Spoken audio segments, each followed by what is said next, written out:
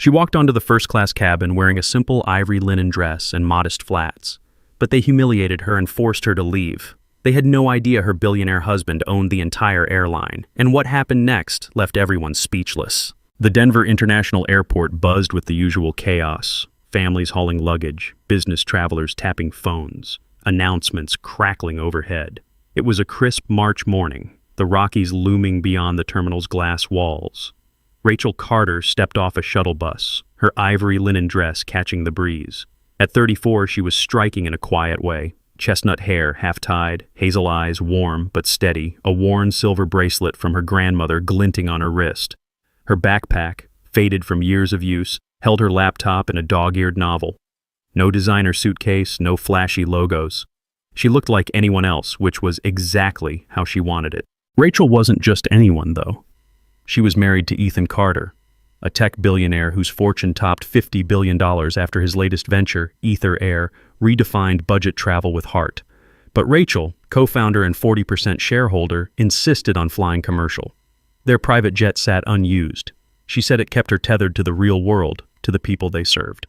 Her boarding pass read, First Class 2A, a perk she rarely used. But today's flight to Seattle was a red-eye, and she craved a quiet seat to work. The first-class lounge was a sleek oasis, leather armchairs, soft jazz, baristas crafting lattes.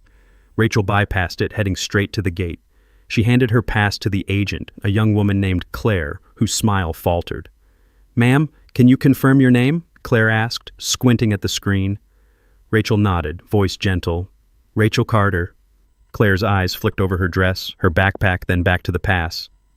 "One moment," she muttered, tapping furiously.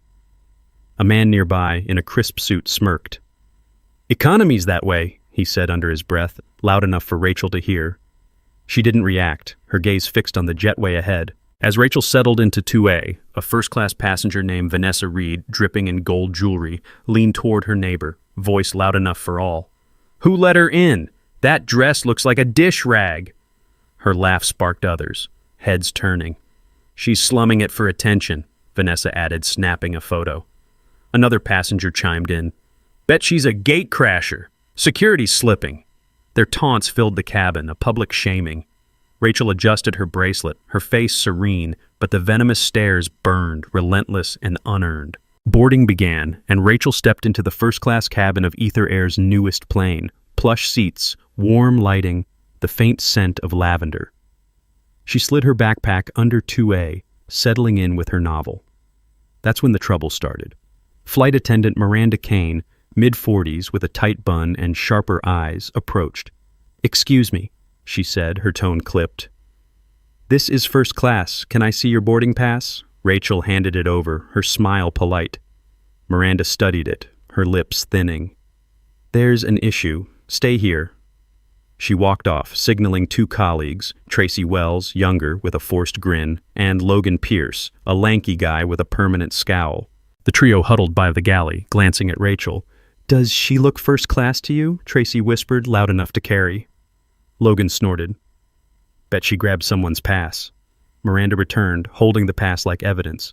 "Ma'am, we need to verify this. Step to the side, please." Rachel stood, calm, as passengers filed past, their stares prickling her skin. A woman in a Chanel coat muttered, "Some people will try anything." A businessman, David Holt, chuckled to his seatmate. "What's next? Backpackers in the cockpit?" Rachel's fingers grazed her bracelet, but her face stayed serene. Miranda scanned the pass again, her frown deepening. "System says 2A's reserved for a VIP," she said, voice rising. "There's been an error. You're in economy, 32C. Rachel's brow lifted slightly. "I booked this seat," she said softly. "Can you check again?" Tracy stepped in, arms crossed. "Ma'am, don't make a scene. Economy's fine for you." Logan loomed behind, adding, "Move, or we'll call security." The cabin grew quiet, all eyes on Rachel. She nodded, grabbing her backpack, and followed them to the back, her steps measured, head high. The walk to economy was a gauntlet. Passengers whispered, phones sneaking photos. "She tried to sneak into first class," a teen said, giggling. "Look at her clothes, total scam," another hissed. In row 32, Rachel took her new seat, the cushion lumpy, the air stale. A man named Greg Vaughn in a loud tie leaned across the aisle. "Nice try, lady. Stick to your lane." His wife smirked, filming Rachel with her phone. "This'll go viral," she said, tapping away. Rachel opened her novel, her hands steady, but the cabin's hum felt like 1,000 tiny cuts. In economy, as Rachel stowed her backpack, a flight attendant named Carla, passing through, muttered loudly to Logan, "She's the one who caused all that fuss up front. Thinks she's special." Passengers nearby perked up, smirking. "Probably faked her ticket," a woman in yoga pants scoffed, nudging her friend. "No class, no cash," another added, filming Rachel's every move. Their whispers grew, a chorus of contempt. Rachel sat quietly, opening her book, but the cabin's hostility pressed hard, a public trial for daring to exist. As the plane taxied, Tracy made rounds, her smile bright for others, but gone for Rachel. "Need anything back here?" she asked, sarcasm dripping. "Or are you good with pretzels?" A few passengers laughed, egging her on. Logan passed by, tossing a blanket that landed half on Rachel's lap. "Don't say we didn't hook you up," he quipped, winking at Greg. Miranda from the front called out, "Focus on your job, Logan. Leave the charity case alone." Their laughter echoed, sharp and unapologetic.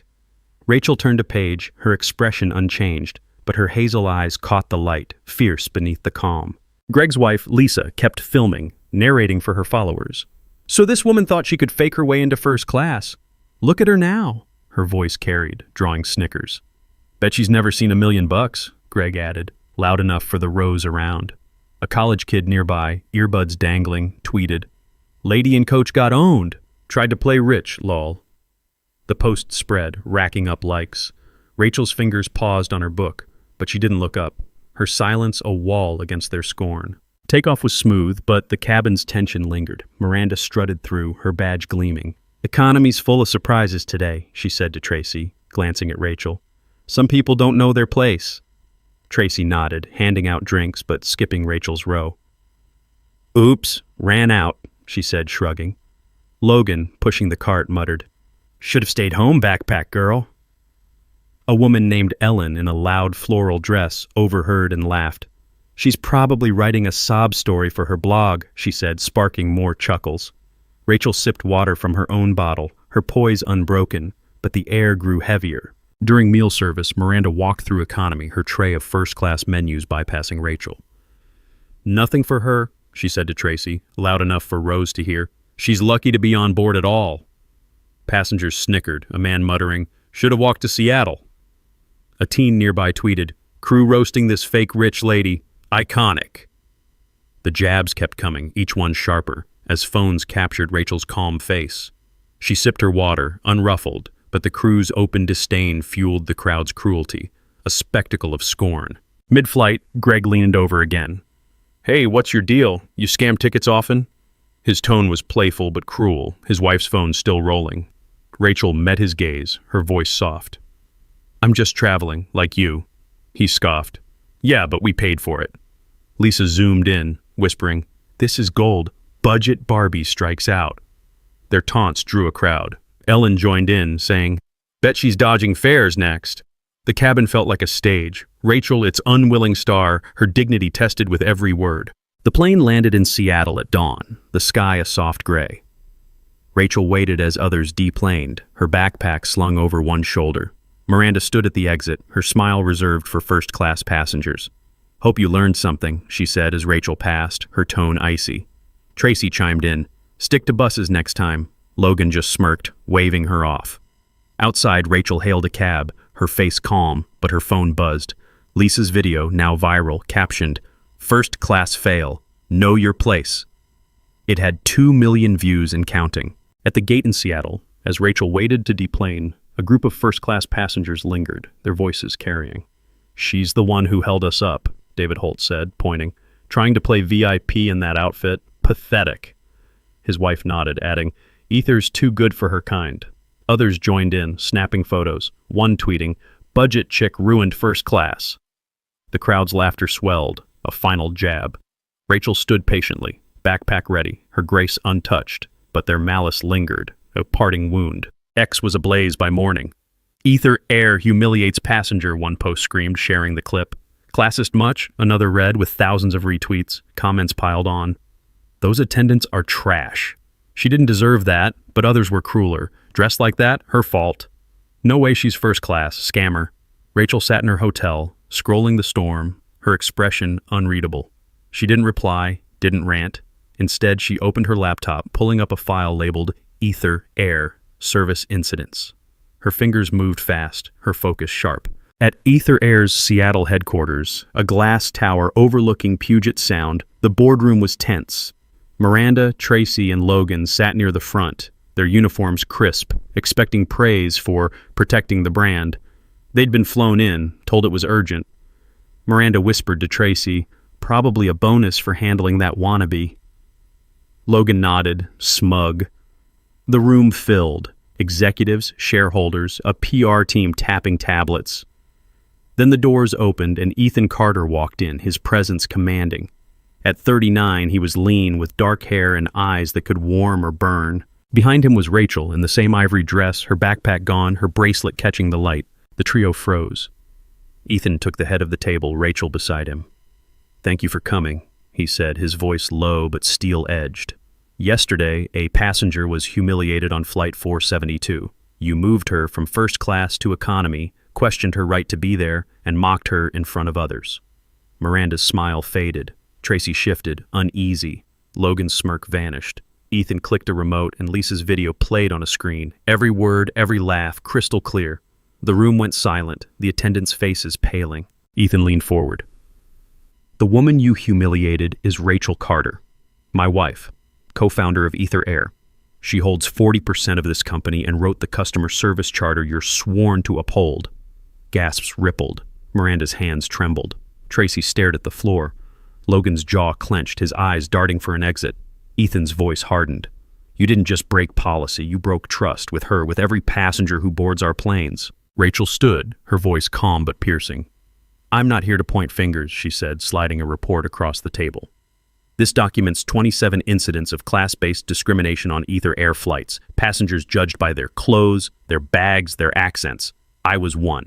Others weren't so lucky." She paused, her hazel eyes sweeping the room. "I'm not asking for compensation, I'm asking for justice, for those without the power I have." The board leaned in, some nodding, others scribbling notes. Miranda tried to speak. "We thought... she didn't look..." Ethan cut her off. "You thought wrong, and you acted worse." He turned to the board. "We need to decide. Do we protect our brand for profit or for people?" A vote was called. Hands rose, unanimous. The PR head, a woman named Sarah Lynn, proposed a plan. "We retrain, we reform, we rebuild trust," she said. Rachel nodded, adding, "Start with accountability." The trio's fates were sealed. Not fired, but reassigned. Miranda would spend a month at the customer complaint desk facing angry callers. Tracy got a month serving economy, no shortcuts. Logan was sent to baggage claim, hauling bags in the rain.